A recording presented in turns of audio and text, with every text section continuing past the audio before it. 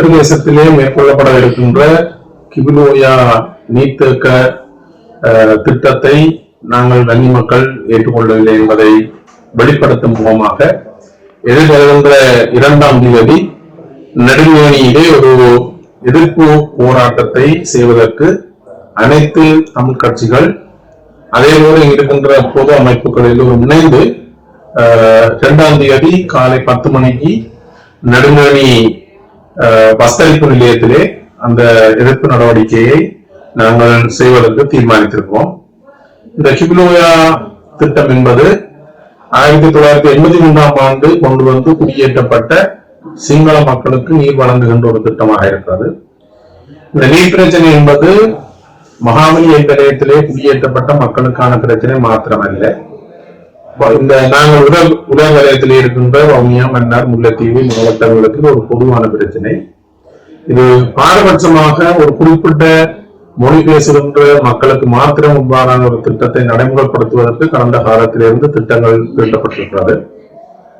எங்களுடைய மக்களுக்கு தண்ணி கொடுக்கிறதுல அவர்களுக்கான தேவையை நீர் தேவையை பூர்த்தி செய்வதில் எங்களுக்கு எந்த விதமான எதிர்ப்பும் இல்லை. அது எல்லாருக்கும் செய்யப்பட வேண்டும். இந்த நீர்த்தேக்கத்தை இந்த திட்டத்தை நடைமுறைப்படுத்துவதாலே வவுனியா வடக்கினுடைய வாழுகின்ற மக்கள் பாரிய பிரச்சனைகளுக்கு முகம் கொடுப்பார்கள்.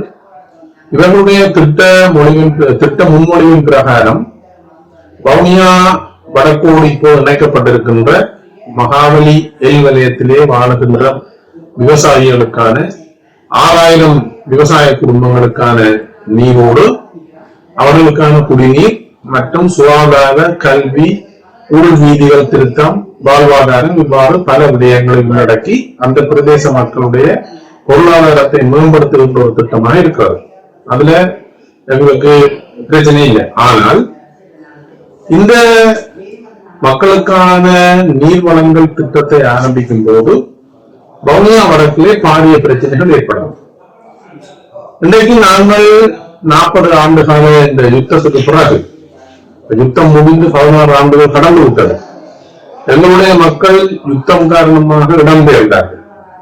இப்போது மகாபலி நிலையம் என்று சொல்லப்படுகின்ற பிரதேசம் அன்றைய அரசாங்கத்தாலே திட்டமிட்டு வெளியேற்றப்பட்ட மக்களுடைய பூர்வீக நிலங்களைத்தான் சிங்கள மக்களுக்கு கொடுத்து குடியேற்றம் செய்யப்பட்டது.